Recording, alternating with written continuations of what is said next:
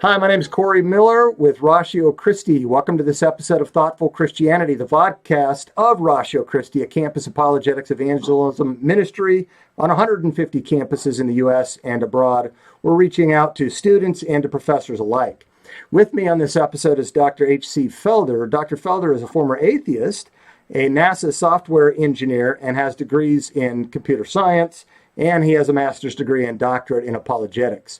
He's published articles and books on racism and the Bible, both interesting topics in their own right, but combining those two, especially in our cultural milieu today, is very interesting.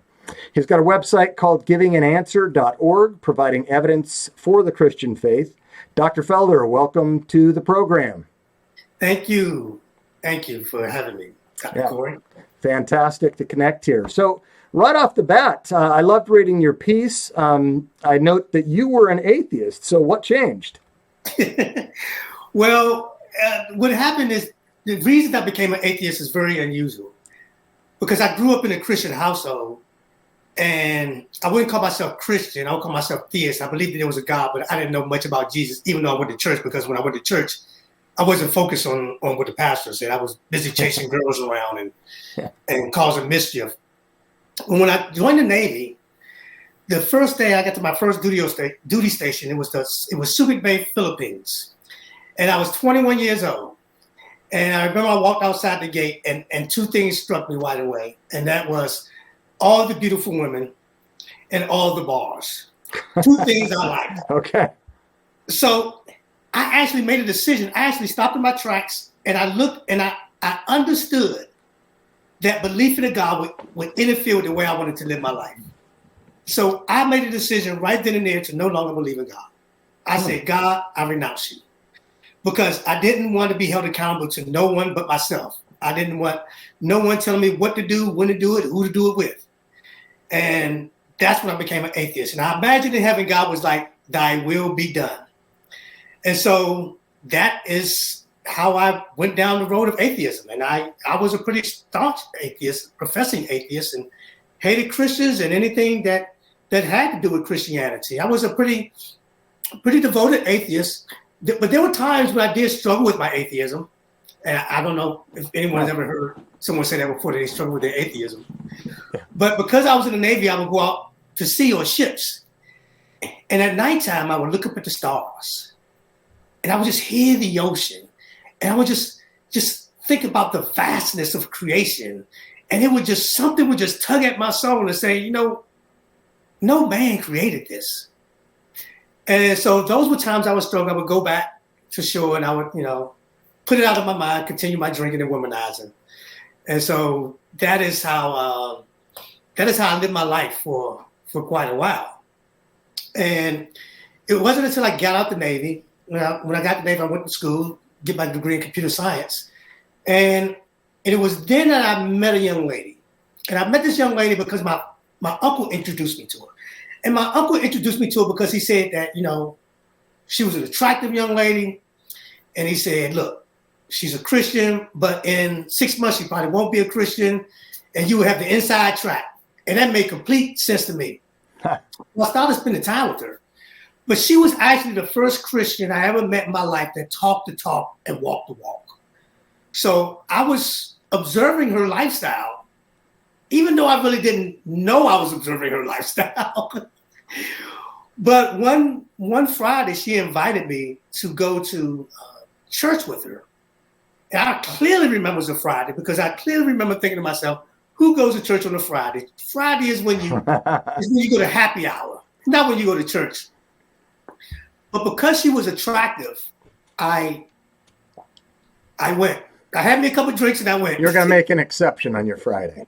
Yeah. And I went and something weird happened there. I don't know what was going on as far as the music, the teaching, but something just rose up in me and I fought it off. And on the way home, I told her about it. She said that was the Holy Spirit. And for some bizarre reason, that made sense to me.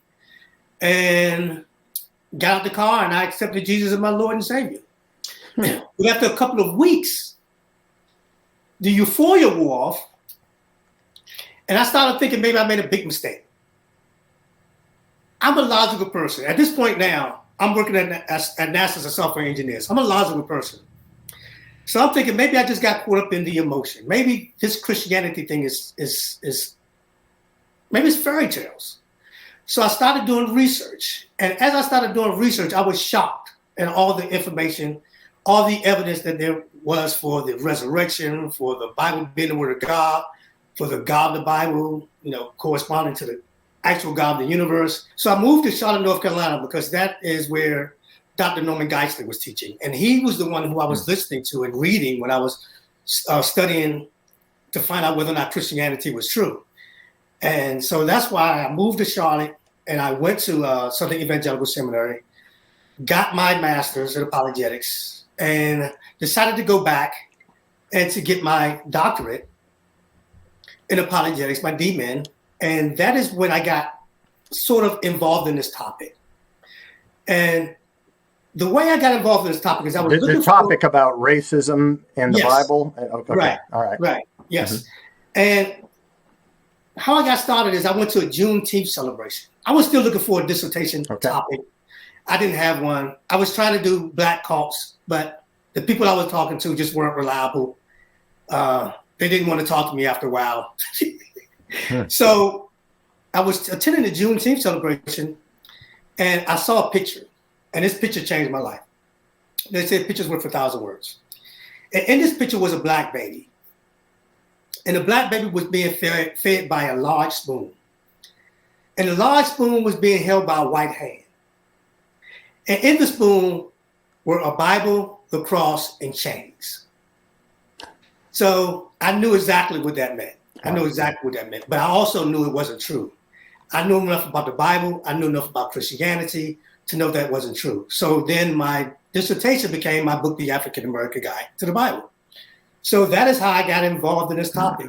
And it sort of found me, because once I started talking on this topic and writing on this topic, then people just started asking me more and more questions, and more things came up. So it's sort of been my focus in apologetics. Okay, and you've got a book titled from your dissertation on the African American Guide to the Bible. Yes. Okay. It was my dissertation. Okay. All right. Well, fascinating. So you've written on this topic. You've got, I think, 2 books on it, some articles, and this is what we're going to discuss today. You've got a booklet that's going to be published by us soon, and for our viewers, we have several of these booklets on a variety of topics, and Dr. Felder's will be one of those on Is Christianity a White Man's Religion? Digital, free for download, or printable. I found it to be a fascinating read. Tell us what prompted you to write so much on that topic in particular, and then I want to get into the particulars. So in my dealings, because I'm African American, because I'm black, I prefer the term Black American. I'm switching now from African American to Black American. You're making a move from the terminology. I'm making a move from the terminology. Okay. And actually in my book, I have disclaimed that African American doesn't really describe us, because I have friends. I have a friend whose name is Simon Brace. He's in Africa. He's from South Africa. And we were friends, but he was white. But he is actually African American. He is. He's on our board. Right. And I had another friend who actually works at SES now, and she's black, but she's from Canada. So the term African American doesn't really describe, because there are people here from Jamaica, there are people here from all over who are black, and I think Black America is a more accurate description of actually who we are. Okay, all right. So, wow, what was I saying? Oh, better you to say that, though. I could get in trouble even for talking about making the distinction in our rabid culture right now. So we're talking about what made you so tenacious to write on this topic. Right.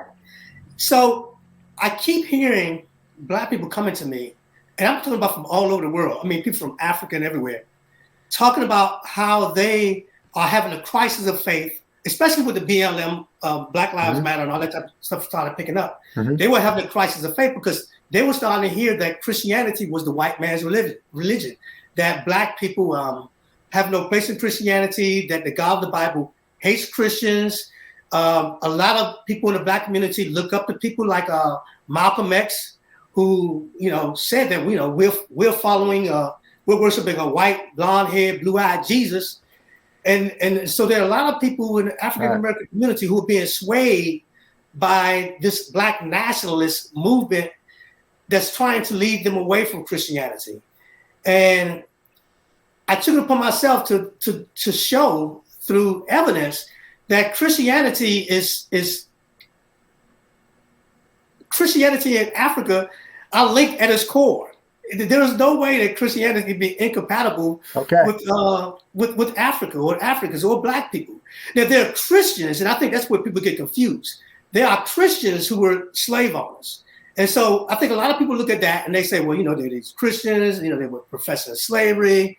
And I noticed by reading people like Malcolm X and Elijah Muhammad, that if you look at their life, that they experienced significant racism. And the people that they heard this significant racism from were white Christians.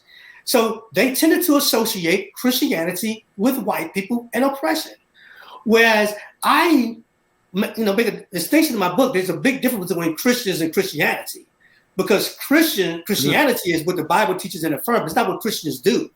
I mean, Christians can do things far from Christianity. I mean, we have not arrived yet. We are not glorified. We still make mistakes. I wouldn't even want anyone to look at my life and say, well, then, everything that he does is Christian. If he does something wrong, then that means that Christianity is wrong, because that's not the case. But and not only that, all major religions practice slavery. We're invested in slavery. Islam more so than Christianity. So it sort of boggles my mind. And it reminded me of and I put this in the e-booklet where my wife was trying to reach out to her husband. I'm not her husband. I'm her husband. Her father. We've got politicians who do that, by the way, right now. Who wrote her a letter basically saying if she wanted a relationship with him, she needed to renounce Christianity. So whether it comes to critical race theory, Black liberation theology, which you alluded to a little bit earlier, or some other field, you address the charge in the ebook and in other writings that seems to be picking up steam, namely, and that is the Bible really is just a book for whites, by whites, for whites, right? I mean, you're a Black Christian. Yeah. Tell us why you think that charge is false. Well, and what's interesting about that is that is the belief of, there are white nationalists who believe that. Mm-hmm. And there are, Black nationalists who believe that. So it's surprising to me to find out how much they have in common. Yeah. But if you look at the Bible and you actually do like just a cursory look at the Old Testament, you start to see that couldn't possibly be true. If you look at, give us some examples of that. Why would that not be true according to the Bible? So, all right, let's look at Noah. Noah had 3 sons. And initially, when I first started doing research, in some communities, they had the 3 sons as being 3 different ethnic groups. Japheth, white, Ham, Black, and Shem, Middle Eastern.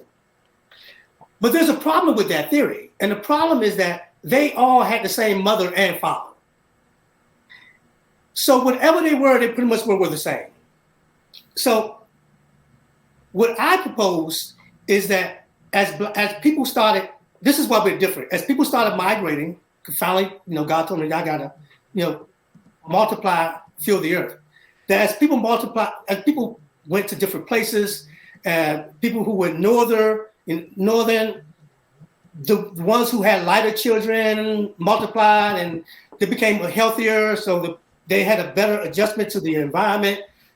Those who went south, the children of Ham, the sons of Ham, tended to be darker because those who were darker thrived better in order to protect them from the harmful rays of the sun, protect them from skin cancer.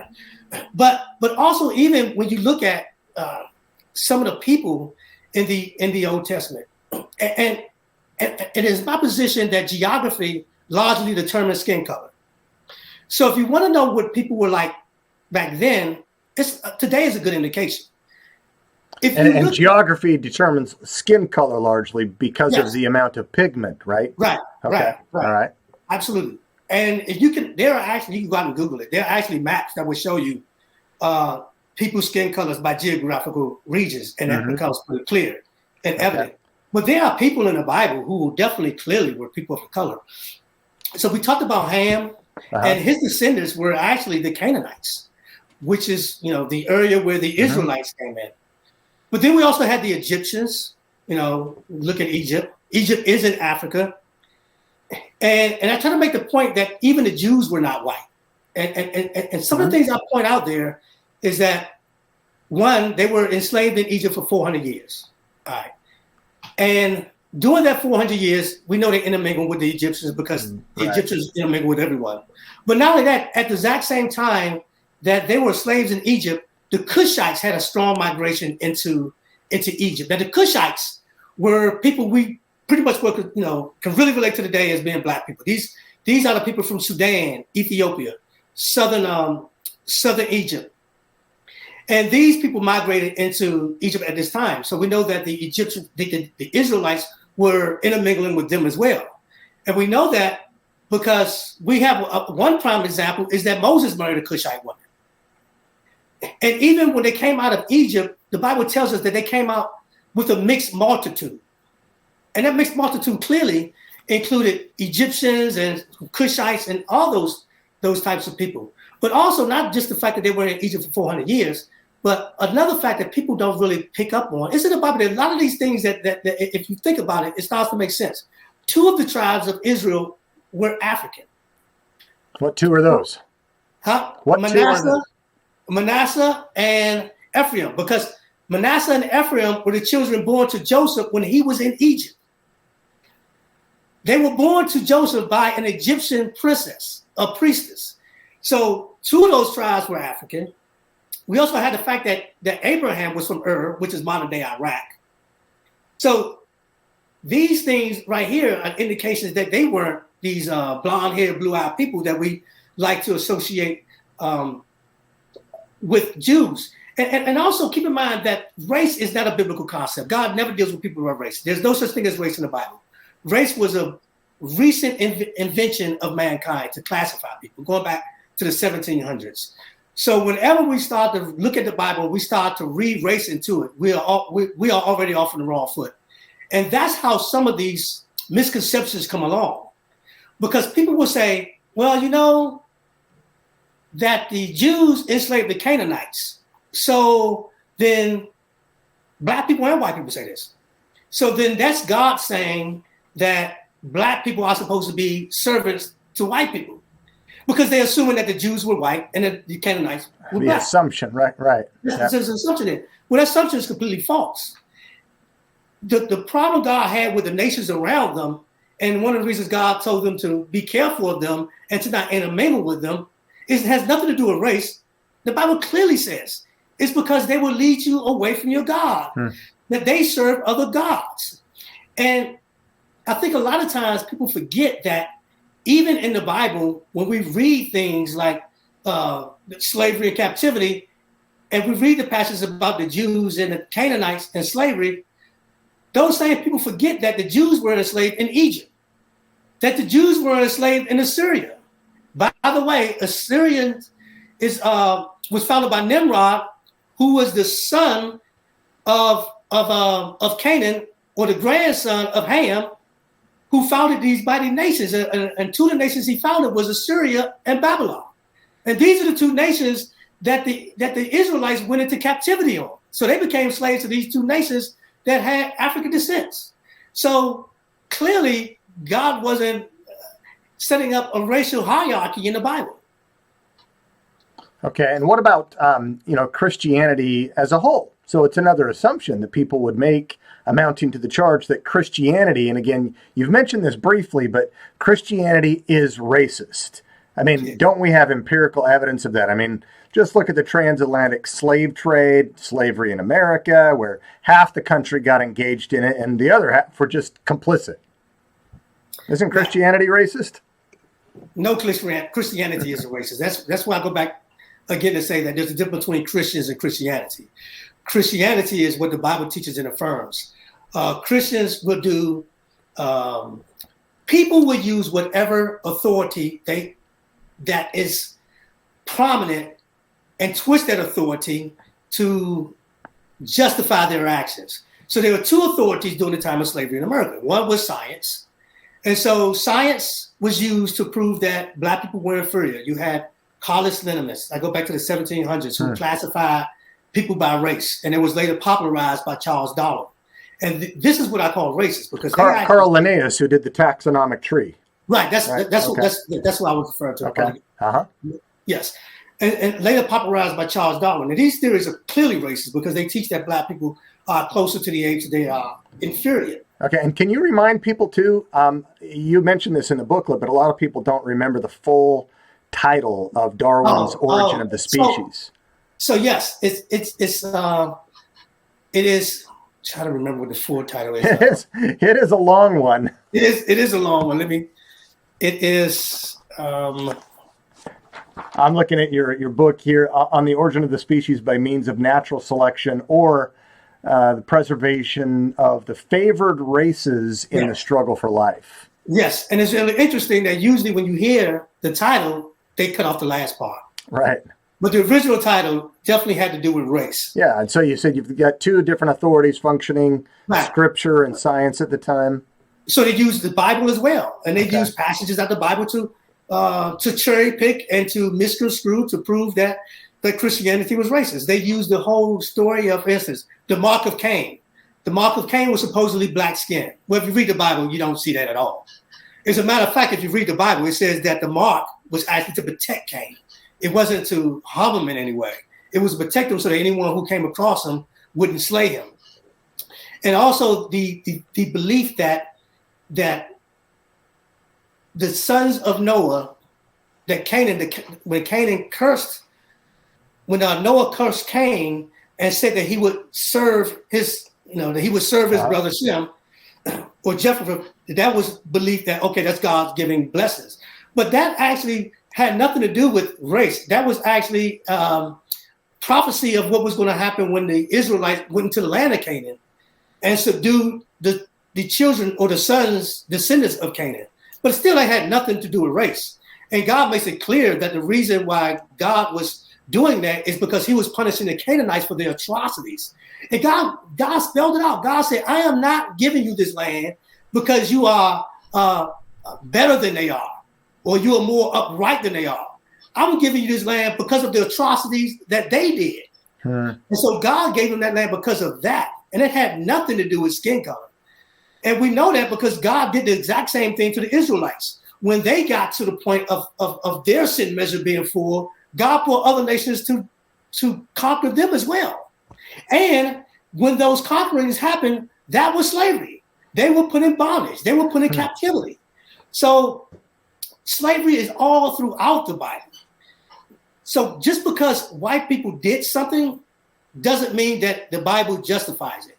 But not only that, and I touched on this earlier, Islam was just as much, if not as more complicit in slavery. So so let's talk about this then. Let's put this in a bigger perspective so people can understand this. It's often focused on that, the original sin of America, the 1619 Project, was slavery. And so we did have a problem with slavery in America, but we've experienced our share of it here and everywhere has. The broader perspective, give us a history and a global perspective to put things in context here about slavery. Yeah, that's an excellent point. Because for most Black people, when they hear slavery, they go back to antebellum South. Mm-hmm. To them, that is slavery in its totality. The fact of the matter is, slavery has existed since mankind existed. It has always existed. Like I told you, you do a cursory study of the word, or just search on the word captivity and bondage, and you will see it coming up in Genesis. The Babylonians, we know they were doing that. We know that like 2000 BC, nations were engaging in slavery. We know that the the Greeks were engaged in slavery. We know the Romans were engaged in slavery. In fact, under the Roman Empire, 1 and 2 of people in the empire were slaves.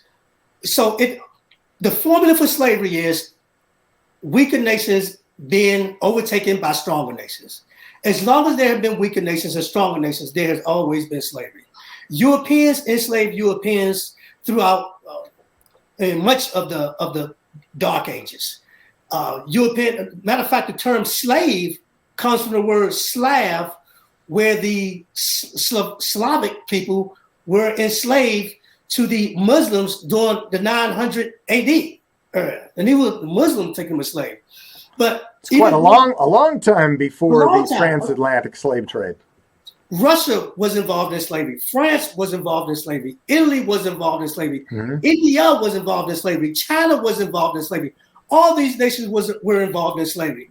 And even when we look at the modern era, even when we look at what happened in this nation, we only have a part of the picture. When the white man came here, somehow there's this view that the Native Americans were here and they were getting along in perfect peace and harmony. But that was not the case. They were taking each other as slaves long before the white man came here. They were practicing slavery, on their own. And we hear the stories of the Spaniards or the colonists attacking Native Americans. But a lot of times what people don't realize is that they were doing it alongside of Native American tribes. Because when the colonials came, they viewed their enemies for 400 years as their enemy, not the white people, because they hadn't proven themselves to be treacherous yet. So they were asking the white people to fight alongside them to kill their Native American, brothers, because that's who the enemy has been for 300-400 years. Who is enslaving them. Right. They were enslaving them. Right. And then and here's another thing I want to mention, that we talk about slavery in the US and slavery about white people going to Africa. But one part that I don't think people realize, and that is the part that white people didn't just get on a merchant ship and go to Africa and just enslave people. What happened was African tribes, strong African tribes, were enslaving weak African tribes. And then they would sell those slaves to the white man who came. The white man, except for Portugal, Portuguese were the exception to the rule. But by far, they were purchasing them from African chiefs who took them as slaves for themselves. And they only exported a portion of the slaves that they caught. They maintained the benefit, the bulk of them for themselves. So the African kings and these African kingdoms were enslaving their own people and using them on their own plantations. But we talk about Christianity and we talk about what happened going across the Middle Passage, which clearly was horrible. But we also forget about what the Muslims did. The Muslims also came to Africa and got slaves for the Middle East, for the Arab nations. And still do, right? That's still happening. What they did was they marched them across the Sahara Desert. And more people died crossing the Sahara Desert than died going across the Middle Passage. More slaves were taken going across the Sahara Desert than were taken to America. And somehow, Black people are under this notion that Islam is their friend and Christianity their enemy. If you look back at the slave trade, there's nothing to be further from the truth. But not only that, even in America, when the Native Americans also took Blacks as slaves as well, which is something a lot of people don't realize. That's fascinating. You don't hear that at all. Yeah. Right. You don't hear that at all. And that's one of the things I quote in my book.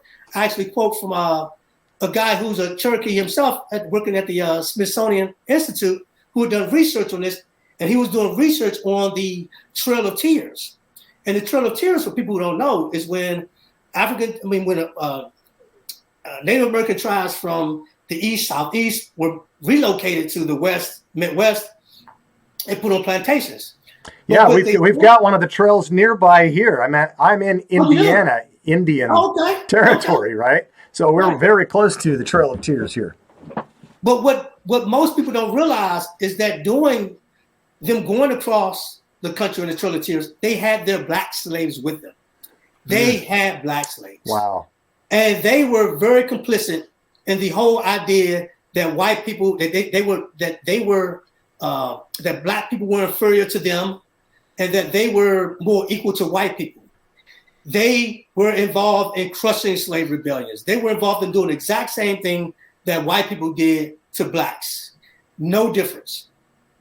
But even going even further, black people also held black people as slaves as well. In America. In America. That's mind-blowing. And we noticed, because a lot of times when I mention this, people say, well, yeah, they were, trying to purchase their relatives. No, that was the exception to the rule. Because a lot of times when blacks did attain their freedom, they purchased slaves. There were black plantation owners who had black slaves as well. As a matter of fact, one of the things that I comment in my book is that blacks owned slaves in all the southern states, even in Maryland and a couple of the northern states. And by the census will actually show that that in South Carolina, black heads of household, 77% of them, up to 77% of them, had black slaves. And we know this because we have the census records. The census record keeps track of the race of the owner and the race of the slaves, because they were taxed at a different rate. So they kept meticulous records. We have a bill of sales. We have wills where you will have a black family, bequeathing this black slave to this child and this black slave to this child. So slavery had always existed. And we are looking at it now, and this is so difficult. We are looking at it now through the eyes of a Christian worldview when we judge Christianity and slavery as being wrong.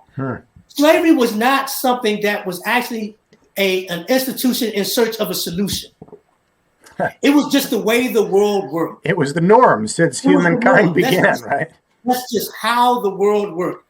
And the point that I make is that it is Christianity that set the seeds for the foundation for the abolition of slavery worldwide. Because slavery was always seen as an accepted institution. It wasn't until the abolitionist movement started where the Quakers decided that, it is wrong for us to have slaves. And they focused that around one idea.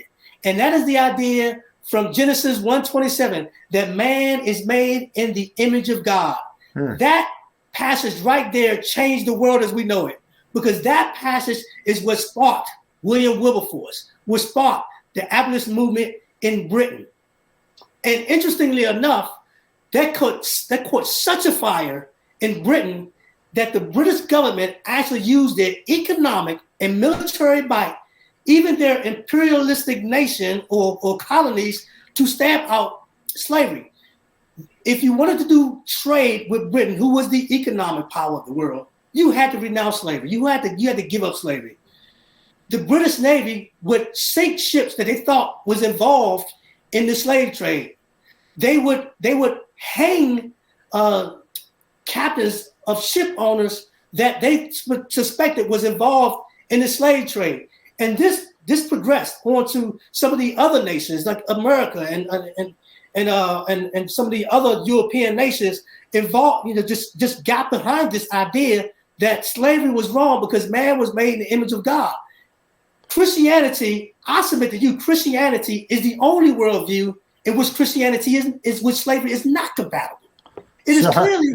So it's not. It wasn't the Marxist. It wasn't the secular Enlightenment thinkers. It wasn't the Muslims that ever fought against slavery. It was Christianity. In fact, the Muslims were the most resistant to it. When the Ottoman Empire originally tried to stamp out slavery under pressure from the British government, the people rebelled. I mean, they had to pull back because the people were like, Muhammad sanctioned this institution. So it took them a while to come around because they thought that it was their God-given right and that Muhammad blessed the institution. It took them a while to come around because it was ingrained in that society, much more so than it was in Christianity. So the truth is the exact opposite of what we've heard. And here's another thing a lot of people don't. This is just a little tidbit, little fact.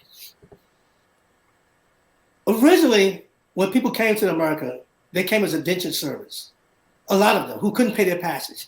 And these were Germans, Irish, Africans, I think it was probably 1/3 of the people that came over. Yeah, yeah. And so they would tend to work off their 7 years, they would tend to work off their indentured servitude. Mm-hmm.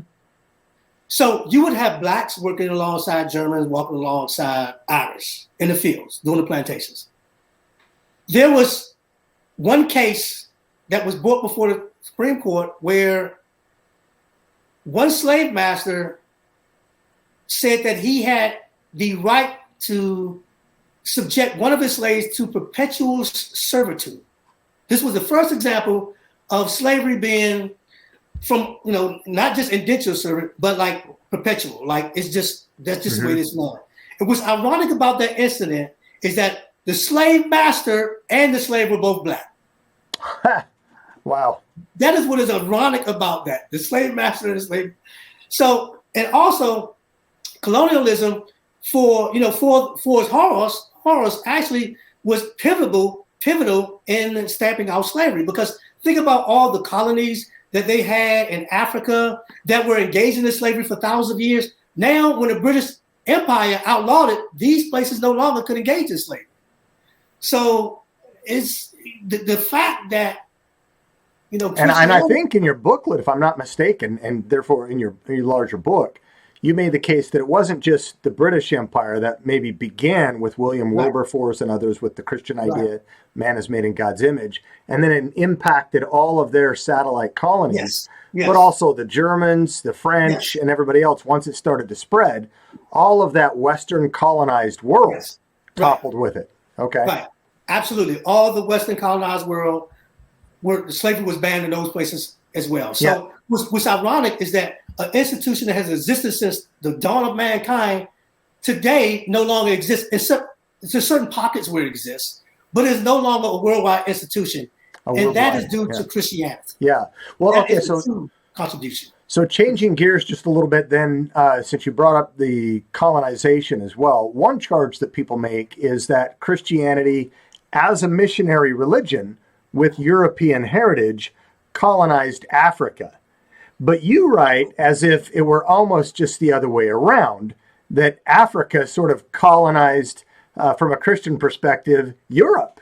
Talk about that a little bit. Yeah. So what's ironic is that if you read the New Testament, there's a very interesting incident that happened in Acts 8. I believe it was Acts 8. And it is an incident with the Ethiopian eunuch. The Ethiopian eunuch was the treasurer of Candace, who was the queen of Ethiopia, which was Cush back in the day. He came to the temple to worship. Now, he's African. He is the first non-Jewish convert to Christianity. And God went out of his way to make that happen by performing a miracle with the Apostle Philip to minister to him. The Apostle Philip ministered to him, shared the gospel message with him. Ethiopian eunuch got baptized, took the message back to his queen, who received the message, and her kingdom received the message. By the 4th century AD, most of Africa was Christianized. By the 4th century AD. Now, this is long before long before the first white man even came to America. This was actually before Christianity was accepted by the Roman Empire. Africa was one of the few places that was not influenced by the Roman Empire.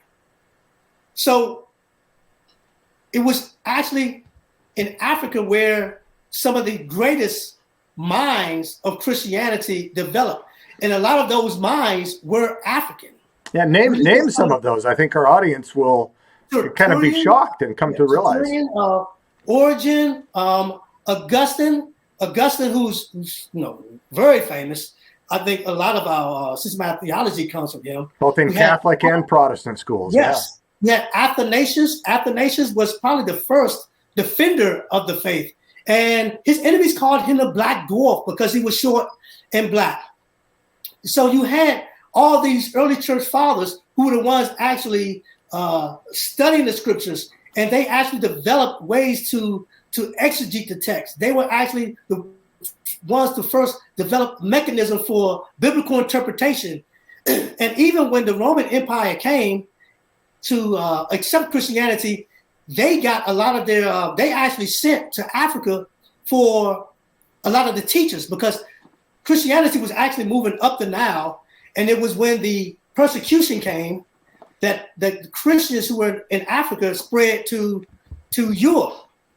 And so a lot of the doctrine and a lot of the church councils, which we hear about the church, the Council of Nicaea and all of these, well, these councils that were debating some of these theological issues were the result of local councils that were in these African nations. So these local councils who were in the African nations were the most prestigious ones and the most learned ones, and those were the ones who went to the Council of Nicaea to represent their views, and it was their views that swayed the day. So a lot of these things that were accepted as Christian doctrines were first originated in these African councils. So the theology of Christianity is based on African. I mean, the codification of the word Trinity. Yeah, from Tertullian. Tertullian, right? Exactly. So at its early stages, there was a strong link between Christianity and Africa. So the idea that Christianity came through, there were missionaries who came, centuries later, but they were bringing back the same gospel they had received from the Africans centuries before. Right. So it wasn't that Europe colonized Africa from a European Christianity. Right. If anything, it may have gone the other direction. I think Dr. Felder. Exactly, and that's one of the reasons why I do this, because the ideas are just so wrong, and they are the exact opposite of the truth. And the lies are leading a lot of Black people astray. And I don't want Black people to be led astray, because I say to you, this is your religion. As a matter of fact, one of the guys who I quote in my book calls Christianity, and he makes a point that Christianity is actually an indigenous religion to Africa. Because it was in Africa long before Islam, long before a lot of the religions that are there now. Mm-hmm. And not only was Africa compatible with Christianity then, it is definitely compatible with Christianity now. My wife and I actually went to Kenya for my 60th birthday. I know I don't look that old. I know. You just have to take my word for it. Not a day above 40. This is what gives me away. But when we were there, I was shocked to see all of the churches there. And I remember asking my tour guide, so why I see a lot of churches. Is there a heavy population of Christians here? He said Kenya is 85% Christian. And I went and started doing research on that. And I found out that there are more Christians in Africa now than in America and South America combined. Christianity is the predominant religion of Africa right now. Millions. So if Christianity is incompatible with Africa, someone needs to tell all those Africans that, because they haven't got the message. Yeah. Wow. Well, Dr. Felder, this time has been going by really quick. People need to get your book, but they also need to go on our website to get a concise, more full view of what we're talking about, with a lot of the footnotes too. Yes. But let's kind of draw this to a close and discuss why you think Christianity is compatible with people of color more generally, because in our culture, maybe it's part of critical theory, but whiteness, white privilege, things like that. Christianity is compatible with people of color. How is that the case? Well, so, first of all, remember what I said. I'm going to go back to man being made in the image of God, Genesis 1:27. And every one of us now, no matter what your skin color is, came from Adam and Eve. They had the genetic makeup to bring us all about.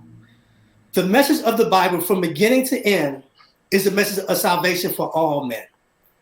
When God raised up the nation of Israel, what is really interesting is that when he raised up the nation of Israel, it wasn't just for the nation of Israel. The nation of Israel was supposed to be priest to all the nations of the world, the entire world.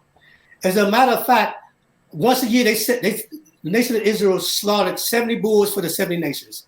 And clearly, a lot of those nations were African nations. The whole Old Testament is ripe with passages of God saying, I'm going to bring my salvation to all men. My house is a house of prayer for all nations. This is the message throughout the whole Old Testament, is that God is trying to bring the entire world under one umbrella, and that is under the umbrella of Jesus. This is, and it's so clearly articulated in the New Testament. What did Jesus say? The Great Commission.